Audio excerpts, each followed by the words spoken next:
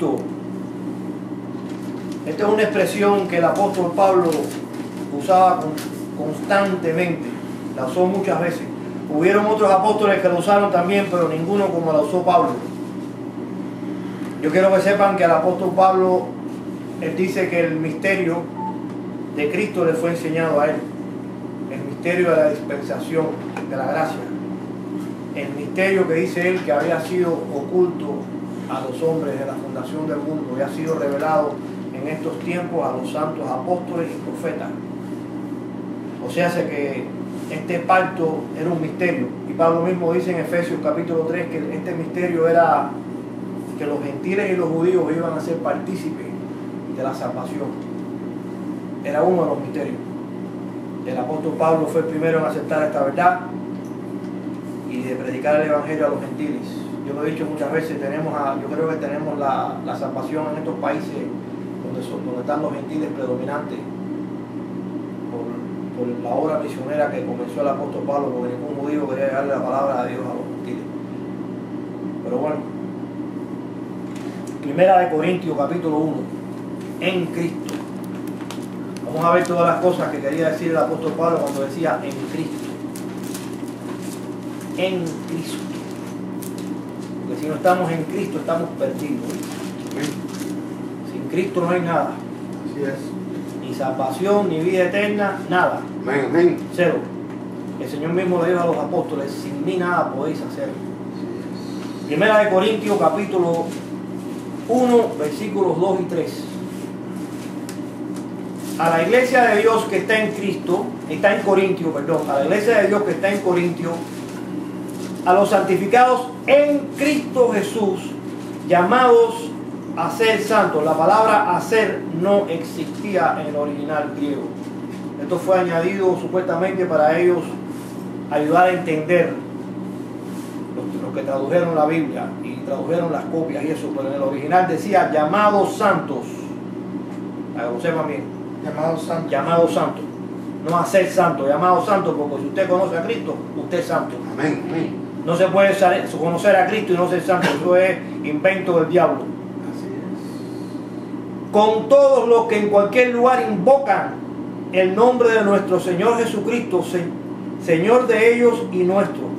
Gracia y paz a vosotros, de Dios nuestro Padre y del Señor Jesucristo. Que la primera verdad que tenemos es que en Cristo somos llamados santos.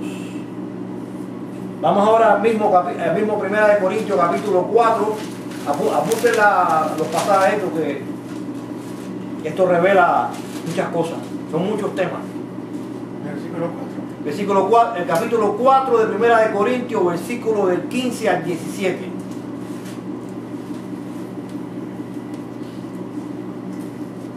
Nadie usó esta expresión más que este hombre. Porque aunque tengáis 10.000 años en Cristo, no tendréis muchos padres, pues en Cristo Jesús yo os engendré por medio del Evangelio. Por tanto os ruego que me imitéis. Por esto mismo os he enviado a Timoteo, que es mi hijo amado y fiel en el Señor, el cual os recordará mi proceder en Cristo, de la manera que enseño en todas partes y en todas las iglesias.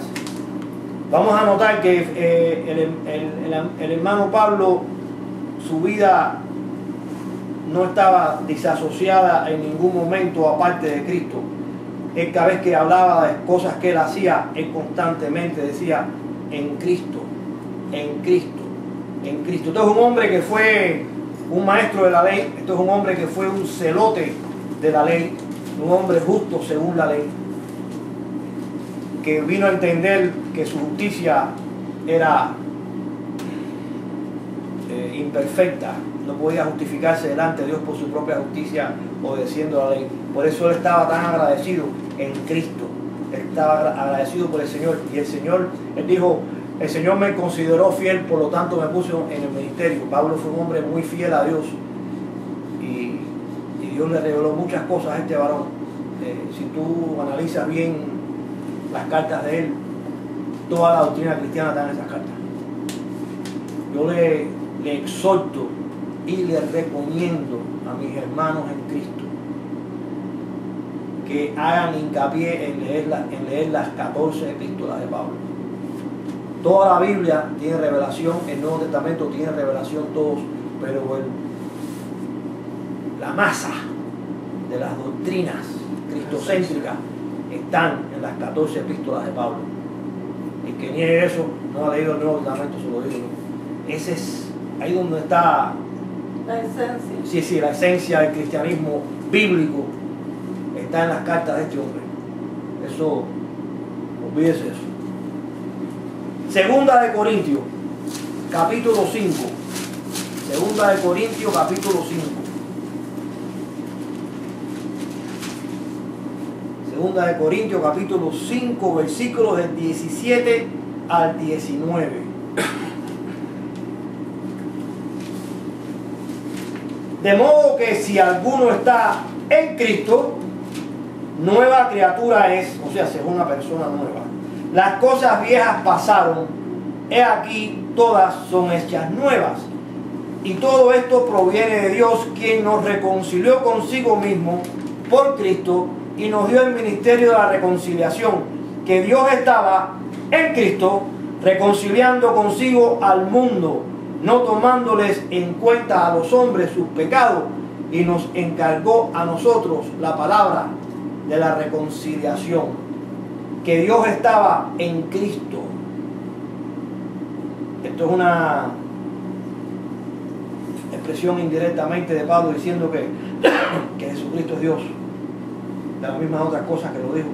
Aquí en el versículo 17 dice, si alguno está en Cristo, es una nueva criatura. No se puede estar en Cristo y no ser una nueva criatura. Mientras tú vas a seguir leyendo todas las expresiones de él en Cristo, usted vas a ver lo que ese hombre quería decir cuando decía en Cristo.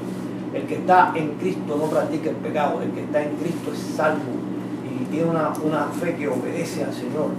Tiene una fe que se guarda del mundo, que se guarda de la carne, que su objetivo en esta vida es obedecer a Dios. Esa es la nueva criatura.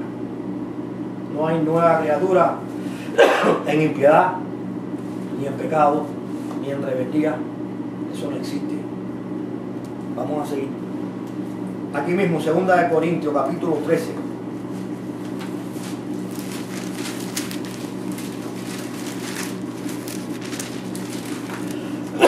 La Biblia en inglés lo tiene mejor escrito, pero bueno, nosotros lo decimos en español. Versículo 13, que diga, capítulo 13, versículo 5. Examinaos a vosotros mismos si estáis en la fe, probaos a vosotros mismos, o no conocéis a vosotros mismos que Jesucristo está en vosotros, a menos que estéis reprobados. La inglés dice, o no saben que Jesucristo, que Cristo en vosotros, a menos que estéis reprobados. Todo cristiano sabe que es salvo. Todo cristiano está completamente convencido. El cristiano que está bíblicamente definido sabe que conoce al Señor y el Señor lo conoce a él. El conocimiento es mutuo, recíproco, de allá para acá y de aquí para allá. Y mientras más lo conoces y más tiempo pasas conociéndolo, más el Señor te deja saber de su presencia y más lo vas conociendo y más vas creciendo. Mucha gente ha cogido esta verdad para decir que el cristiano va dejando de pecar impíamente poco a poco. Eso es mentira. Lo que se va haciendo poco a poco es perfeccionando y madurando la pureza que ya tú tienes. El cristiano no deja de decir mentira poco a poco. Eso es mentira del diablo. El cristiano no deja de fornicar poco a poco. El cristiano no deja de emborracharse poco a poco. El cristiano no deja de ser envidioso poco a poco. Eso es mentira. Cuando usted conoce al Señor, la vida viene a su vida. Y usted que estaba muerto en delitos, pecados y transgresiones, recibe vida. Así es. Lo que usted progresivamente desarrolla es su madurez y perfecciona áreas que son idiosincrasias en su personalidad y errores y boberías de esas. Pecados que no son de muerte, pero los pecados de muerte, toda la impiedad es quitada de su vida. El que está en Cristo no está en impiedad. No le crea a nadie ni diga que esto es progresivo, eso es mentira.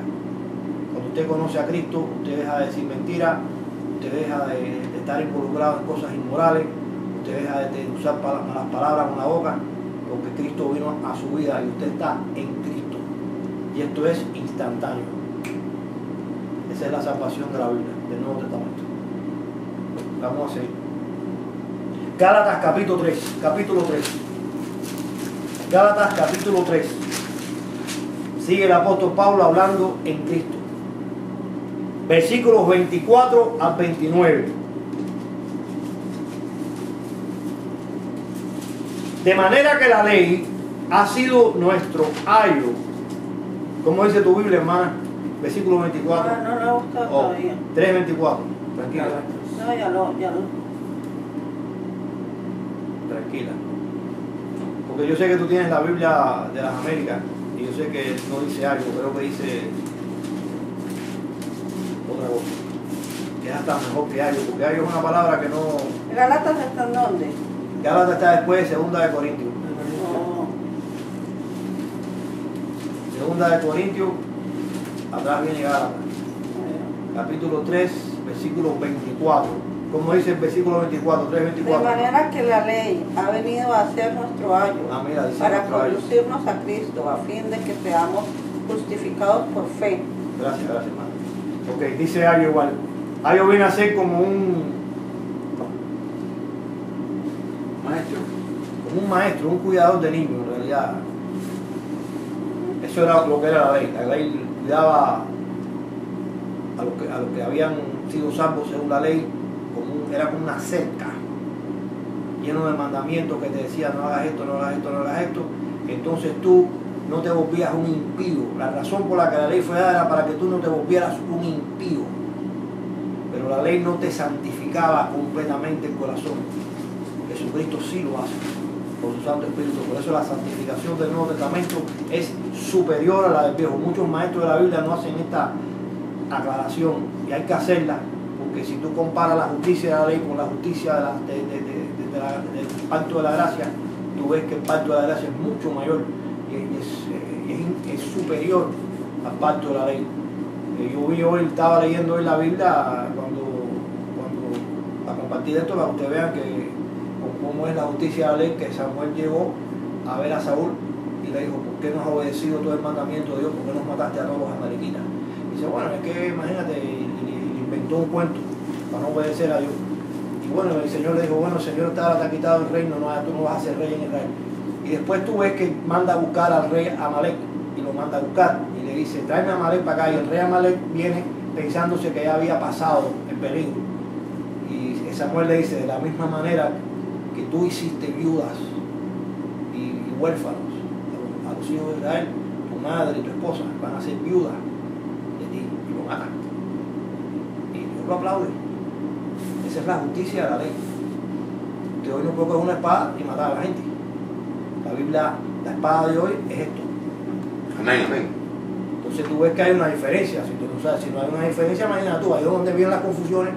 Esta secta, testigos de Jehová, tienen confundida lo que es el pacto viejo y el pacto nuevo. Por no saber estas cosas, vienen todas esas doctrinas. Por eso la gente observa el sábado, por eso la gente no come puerco, porque quieren no saben discernir un pacto del otro. Y hay cosas que no han pasado, que no cruzaron la sangre de Cristo. Hay muchas cosas que la iglesia no es Israel. Esto tiene que ser uno sabio en eso. La iglesia no es Israel, ni Israel es la iglesia. Hubieron cosas que sí son para nosotros en el viejo pacto. La ley moral es para nosotros todas. Pero hay muchas cosas que ellos hacían que nosotros tenemos que observar. Así es. Y tú miras los varones, yo tengo una lista ahí, lo sigo diciendo, yo me quedé asombrado de todas las faltas que en el viejo pacto era una pena de muerte. En Israel, si tú no observabas el sábado, era una pena de muerte. Si tú comías uno de los sacrificios de los levitas que tú podías comer y participar con ellos, dice la Biblia, en inmundicia te daban la pena de muerte. Entonces tú ves toda esta lista. ¿Por qué? Porque había que amenazar a la gente, porque la gente no tenía esa santificación que existe ahora.